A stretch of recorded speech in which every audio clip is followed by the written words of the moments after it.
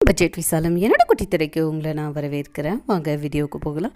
இன்றைக்கி நம்ம பார்க்க போகிற வீடியோ வந்து ரொம்ப ஒரு ஈஸியான சட்னி தான், இஞ்சி சட்னி. இது ரொம்ப உங்களுக்கு ஹெல்த்துக்கு ரொம்ப நல்லது. நம்ம சேனலை ஃபஸ்ட் டைம் பார்க்குறவங்களா இருந்தீங்கன்னா இந்த வீடியோ கீழே இருக்க ரெட் கலர் சப்ஸ்கிரைப் பட்டனை கிளிக் பண்ணிக்கோங்க.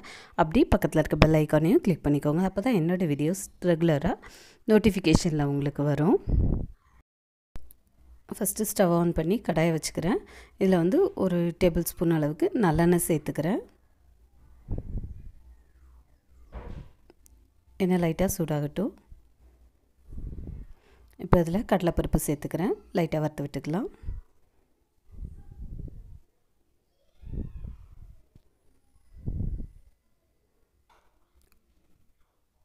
ஒரு டீஸ்பூன் அளவுக்கு கடலைப்பருப்பு சேர்த்துருக்கேன். உளுந்தம்பருப்பும் ஒரு டீஸ்பூன் அளவுக்கு சேர்த்துருக்குறேன்.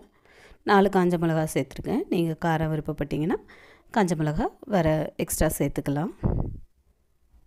நான் 4 காஞ்ச மிளகா தான் சேர்த்துருக்குறேன். கொஞ்சம் வறுத்து விட்டுக்கோங்க.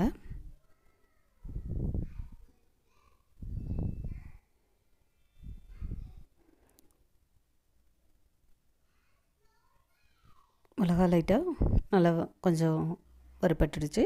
இப்போ இஞ்சி சேர்த்துக்கிறேன். இஞ்சி வந்து ஆல்ரெடி கட் பண்ணி வச்சுருந்தேன். ஒரு கைப்பிடி அளவு இஞ்சி கட் பண்ணி வச்சுருந்ததை சேர்த்துக்கிறேன். தோல்லாம் சீவிட்டு கட் பண்ணி போட்டுக்கோங்க. இஞ்சியை பொறுத்தளவு அதில் எவ்வளோ நல்லது இருக்கோ அந்தளவுக்கு அதோட தோலில் வந்து கெட்டது இருக்குது. அதனால் இஞ்சி எப்போவுமே தோல் சீவிட்டு உபயோகப்படுத்துங்க. இஞ்சி கொஞ்சம் நல்லா வதங்கட்டும். ஒரே ஒரு பல் பூண்டு சேர்த்துருக்குறேன் சட்னியோட டேஸ்ட்டுக்காக. பூண்டு விருப்பப்படாதவங்க வேணால் சேர்க்க வேண்டாம்.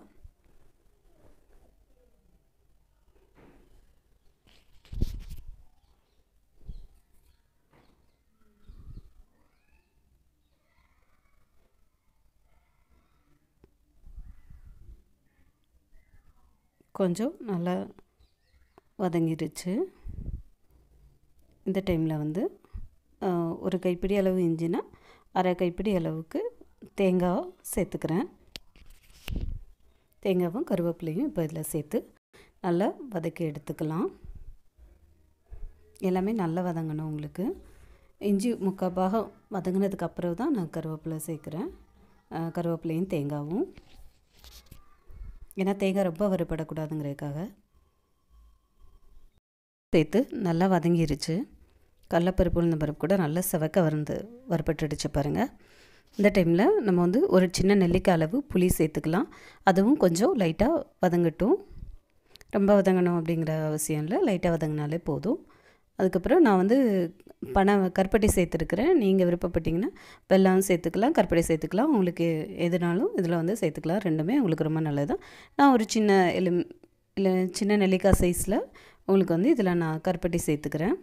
இந்த சட்னியை பொறுத்தளவு உப்பு, புளி, காரம், இனிப்பு எல்லாம் சேர்த்து வந்து உங்களுக்கு ரொம்ப நல்லாயிருக்கும் சாப்பிட்றதுக்கு. வெல்லம் சேர்த்தா தான் இதோட டேஸ்ட்டும் உங்களுக்கு ரொம்ப நல்லாயிருக்கும். இஞ்சி சட்னியை பொறுத்தளவு இட்லி, தோசை, அப்புறம் சொதி அந்த மாதிரி இதுக்கு வந்து இது ரொம்ப நல்லாயிருக்கும் சாப்பிட்றதுக்கு உங்களுக்கு. இப்போ நம்ம வதக்கி வச்சுருந்ததை மிக்ஸி ஜாரில் சேர்த்து அரைச்சி எடுத்துக்கலாம்.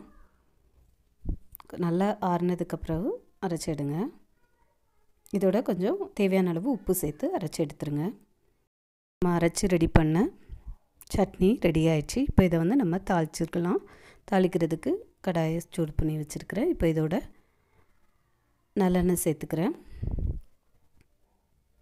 நல்லெண்ணெய் கொஞ்சம் சூடாகட்டும்.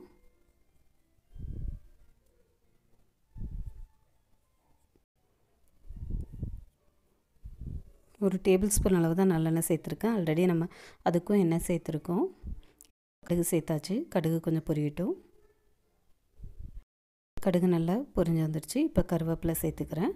அதோட ஒரு பிஞ்சாக பெருங்காயப்பொடி சேர்த்துக்கிறேன். சட்னிக்கு எப்போவும் நீங்கள் பெருங்காயப்பொடி சேர்த்திங்கன்னா அதோட டேஸ்ட் ரொம்ப நல்லாயிருக்கும். தேங்காய் சட்னியாக இருக்கட்டும், எந்த சட்னியாக இருக்கட்டும். இப்போ நம்ம தாளித்ததை இந்த சட்னியில் நம்ம சேர்த்துக்கலாம். இஞ்சி சட்னி உங்களுக்கு அவ்வளோதான், தயாராகிடுச்சு. இது நல்லா உங்களுக்கு ஜீரண சக்தியை கொடுக்கக்கூடியது. உங்களுக்கு டிஃபனுக்கு, இட்லி, தோசை, இந்த மாதிரி டிஃபனுக்கு சாப்பிட்றதுக்கு இஞ்சி சட்னி இது ரொம்ப நல்லாயிருக்கும். இது நீங்களும் ட்ரை பண்ணிட்டு உங்களோட கமெண்ட் பாக்ஸில் எழுதுங்க.